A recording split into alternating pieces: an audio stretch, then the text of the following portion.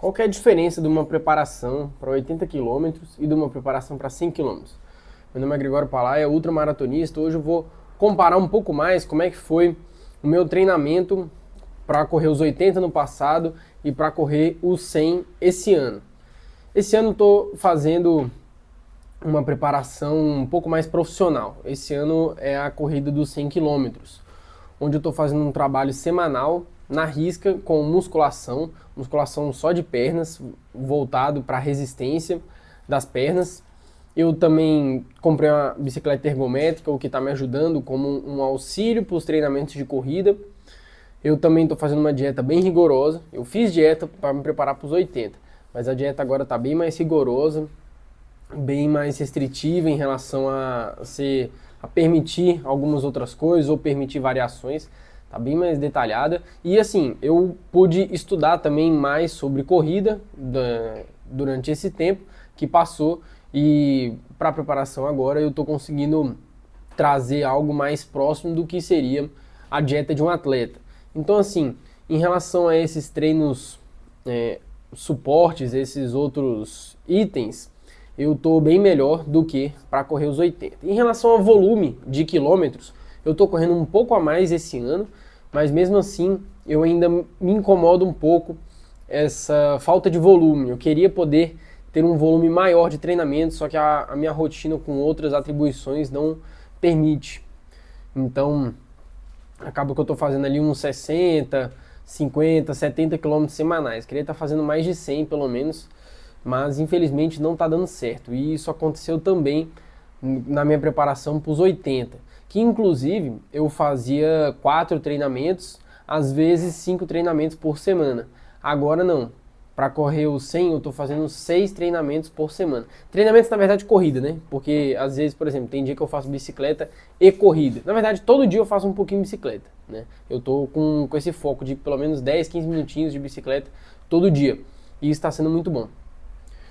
Mas, no final das contas, o que eu analiso que está sendo a maior diferença e está trazendo mais resultado são os exercícios preventivos e os exercícios também de recuperação, que é aquilo que eu já venho falando há bastante tempo, né? Mas repito aqui novamente. Massagem, né? Eu tenho uma maquininha de massagem, está me ajudando para poder fazer um trabalho mais detalhado nas pernas, né?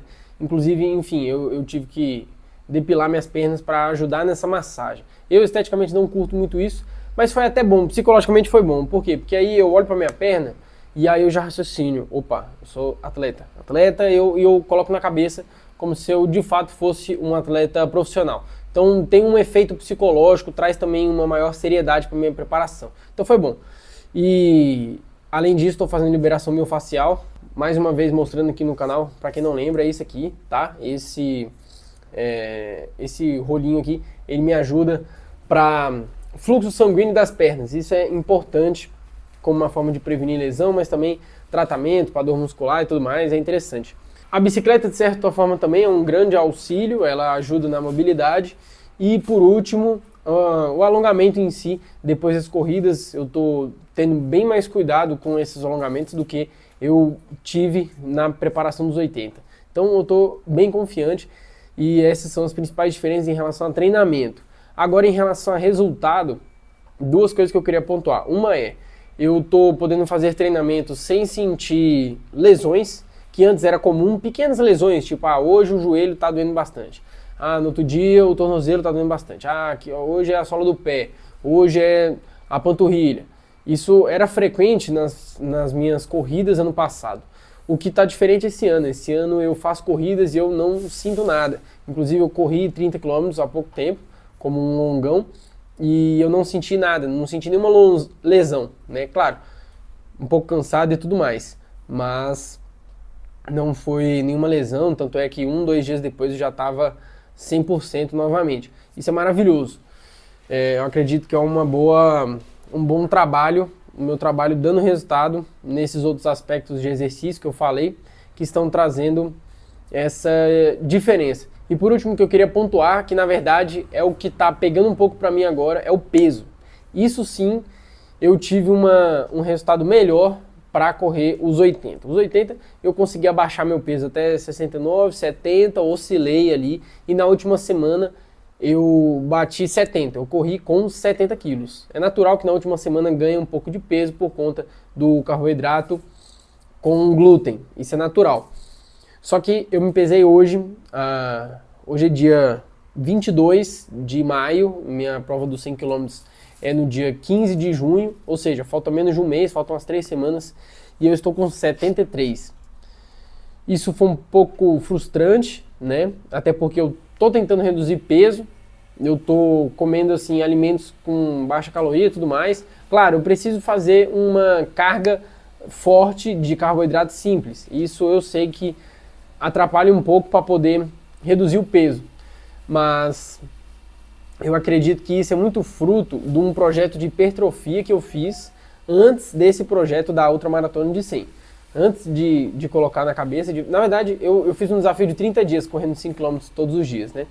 Antes desse desafio, por ali 3 meses do ano, os 3 primeiros meses do ano, eu fiz um projeto de hipertrofia e estava com 77 quilos. E o meu peso normal é 72. E quando eu fui fazer esse projeto dos 30 dias correndo, eu continuei me alimentando com muita proteína e fazendo 5 km todo dia. Além disso, eu também fazia 500 flexões de braço todos os dias, por 30 dias. Eu acredito que esses dois exercícios fez com que eu desenvolvesse um pouco mais de hipertrofia, digamos assim. Por quê? Quando acabou o desafio dos 30 dias, eu me pesei e eu estava com 77. O que me surpreendeu, porque nitidamente eu sequei. Só que eu sequei e continuei com 77. Meu raciocínio foi, eu construí massa magra, só que ao mesmo tempo eu perdi gordura. Então eu continuei com um peso de 77, que eu estava no fim do terceiro mês do ano. E aí no fim do quarto mês do ano, depois dos 30 dias desse desafio, continuei com 77. Então eu acredito que eu estava com uma grande quantidade de massa magra para o meu peso normal, que é 72. E aí agora, para reduzir esse peso, está sendo um pouco mais difícil. Até porque eu estou tendo ali 2 meses de diferença entre essa prova dos 30 dias que eu fiz para a prova dos 100 km. Então em 2 meses eu estou tendo que reduzir massa magra, basicamente, um pouco, né, de certa forma. E isso, querendo ou não, é mais difícil do que ano passado. Porque ano passado, quando eu comecei a fazer essa minha preparação para os 80 km, eu estava ali com os meus 73 ali, 74 talvez. Não, mas eu acho que 73, eu não cheguei nem a bater 74. E aí eu consegui facilmente reduzir de 73 para 68, 69. Até porque eu estava com um pouco mais de gordura e tudo mais, então foi mais fácil reduzir esse peso. Agora está sendo mais difícil, porque eu já comecei a preparação mais seco e com bastante massa magra. Então esse foi o vídeo de hoje. O vídeo ficou um pouco mais longo, mas eu acredito que eu consegui resumir um pouco melhor essa comparação das minhas duas preparações. Siga firme na missão e me acompanhem para ver como é que vai ser essa jornada até os 100 km.